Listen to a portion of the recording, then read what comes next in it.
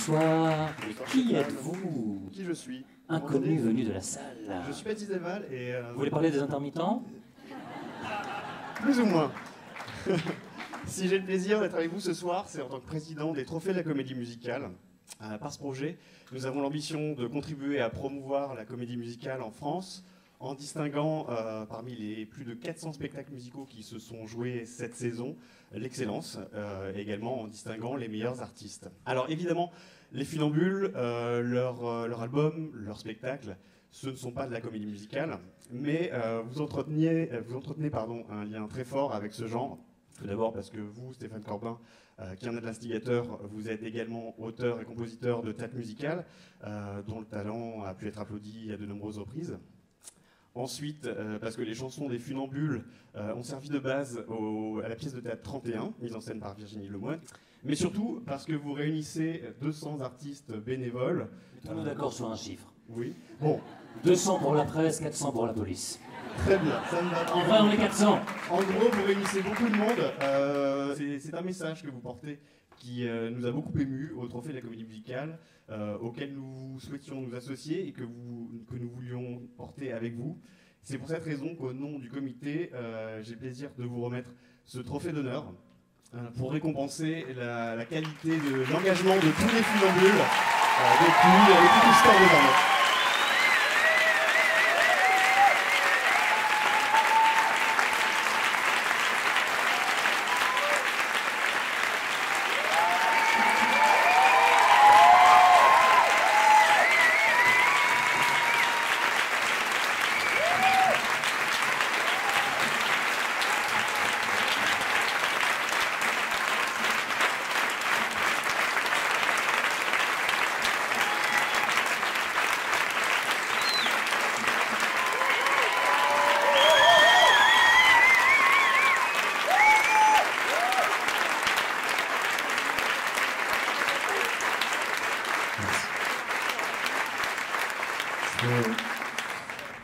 D'abord, je suis très gêné de faire un discours parce que ça fait 1 heure que je parle.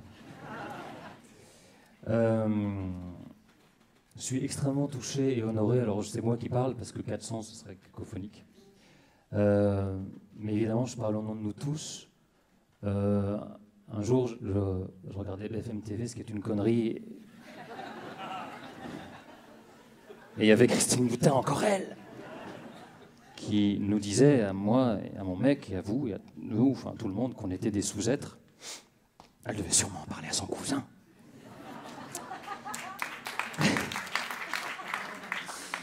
Et évidemment, c'est l'idée d'une personne, et puis cette personne, bah, c'est moi. Mais on est vraiment 400.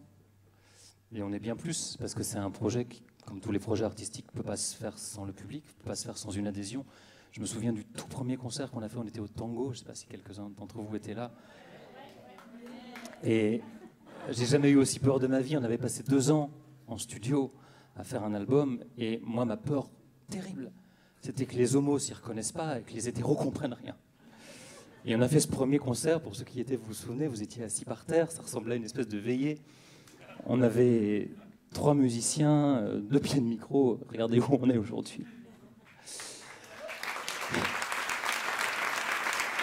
Et